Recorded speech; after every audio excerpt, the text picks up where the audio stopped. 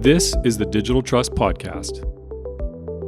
In every episode, we strive to bring support to those of you who serve on the front lines and in the trenches of data and technology. We endeavor to bring understanding to the under-resourced and underappreciated, help remove your stress, and provide relief to your pain. Welcome to the Digital Trust Podcast. Sit down with us as we give you hard-hitting advisory conversations to help you build digital trust with your stakeholders and clients, and actionable takeaways to help you become a digitally trustworthy organization.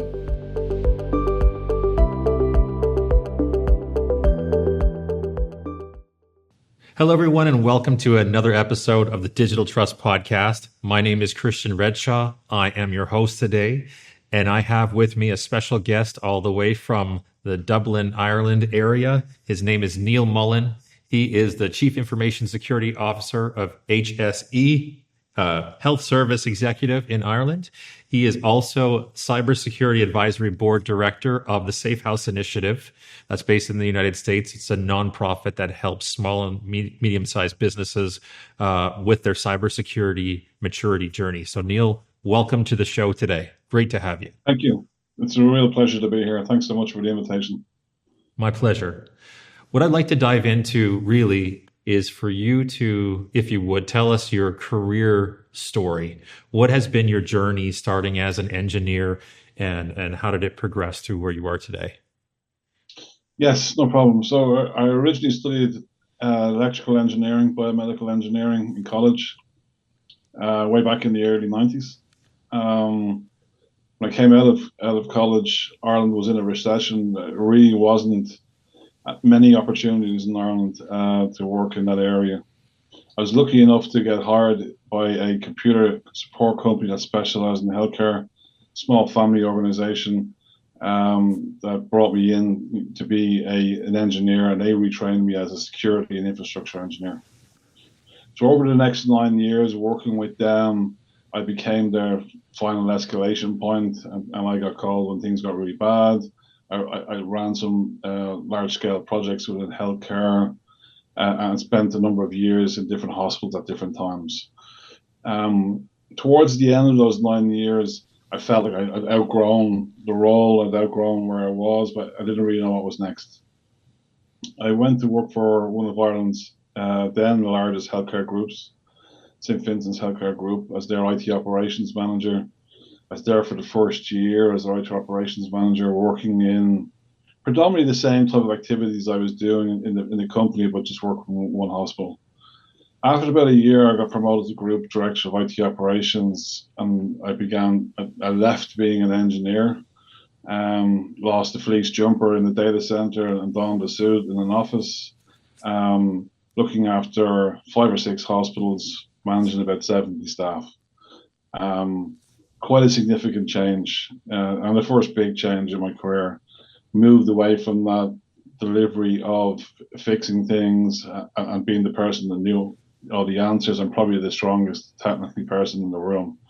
Now I'm sitting in a situation that I've never been in, never really sat at a senior leadership table before.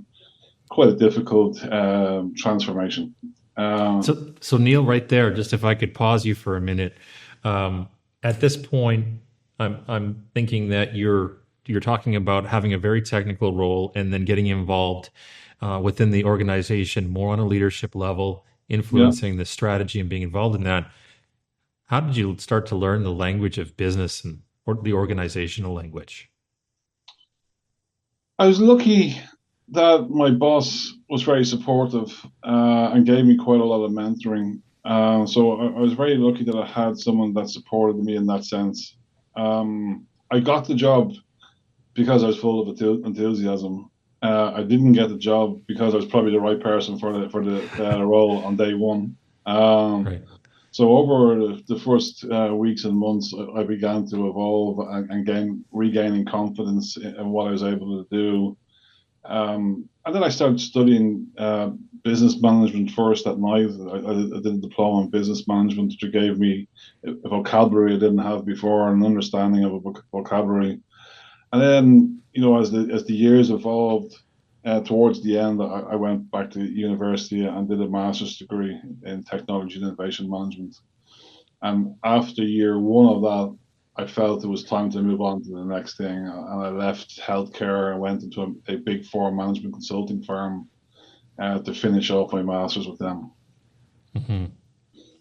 At that point, I'd left technology totally behind me. So that safety that I had of being an engineer or even being a leader in the technology function, I was no longer doing that. My first job was opening up a bank, 4 consultants, 4 staff sitting in a room, opening up a bank. Quite a scary activity considering I spent the first 16 years of my life in healthcare. Again, the next big transition, healthy dose of imposter syndrome, I think it'd be fair to say. And the learning curve in big four management consulting firms is very steep. So moving out of the banks and into like aircraft leasing, into utilities, the opportunities came quite fast. I stayed with them for about 3 years. During that time, I focused heavily on security leadership and operational resilience, or more so business continuity was the term back in those days. Joined the Business Continuity Institute gained by MBCI during that time period. And again, these things all began to give me more and more confidence. I had a real passion to focus on resilience. My own personal trait would be quite protective in the sense I like to protect people and things around me. So, the roles I've had have been in quite protective roles, whether it's people or the public or an organization. So these things sort of fit well with my ethos and my personal traits. So far, Neal, in your timeline, you've gone from being a technical engineer to just technology IT over into starting to learn the language of business and getting your degree in business management and then your master's degree. And then now you're starting to learn about business continuity, resilience, and learning the language of risk. Yeah. What were some of the influences there and some of those lessons learned at this juncture that helped you, some of those foundational principles that helped you transition over into the beginning of the security phase of your career? Yeah, unfortunately, it starts off with a slightly sad story. So when I was studying business in college, one of the girls that were in my class lost her life in the St. Stephen's Day, Boxing Day tsunami in Thailand, and that was quite a sad and had quite a negative impact on me personally.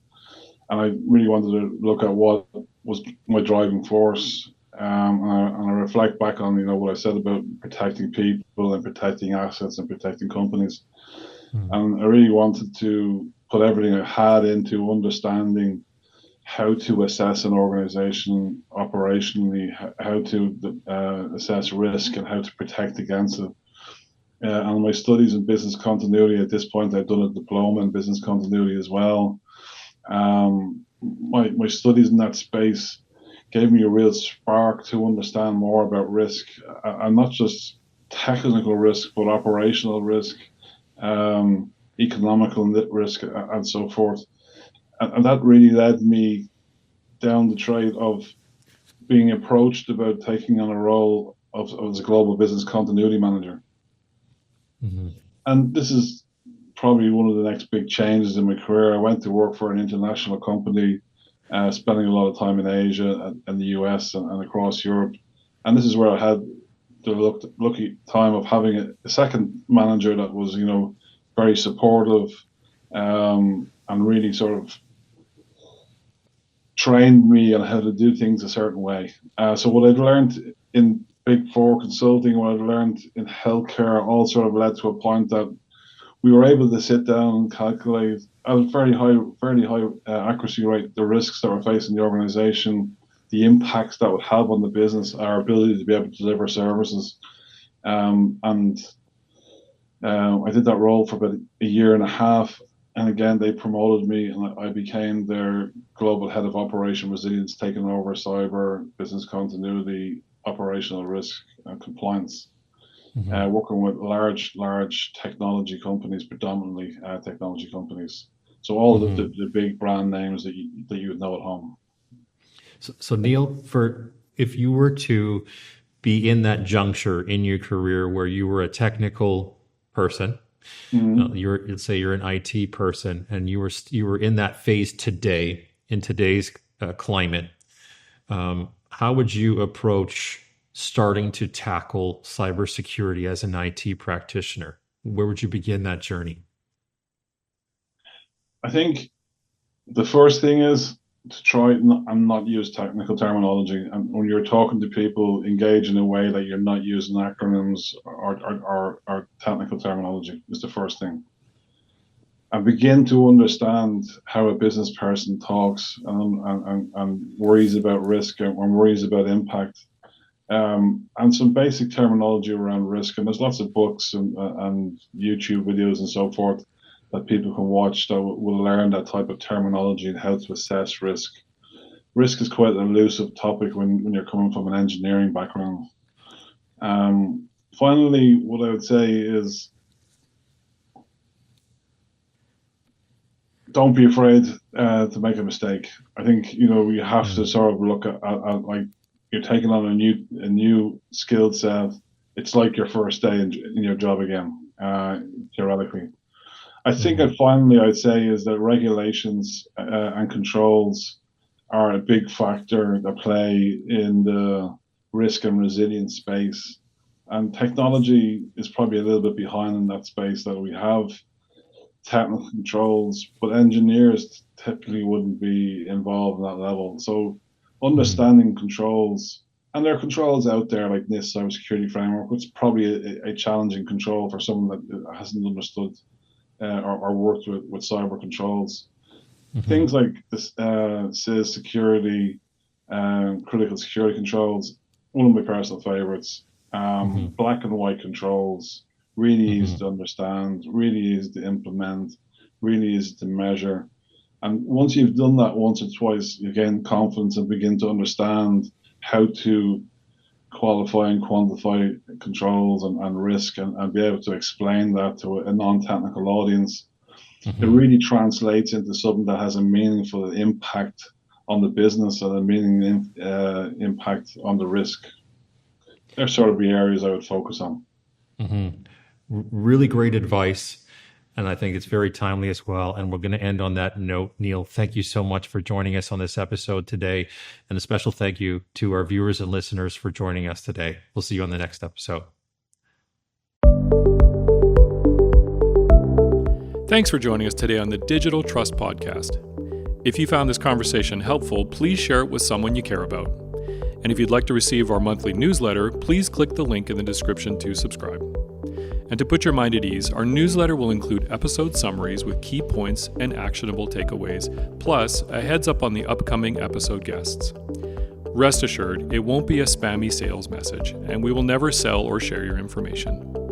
Thanks again for tuning in, and we will see you on the next episode.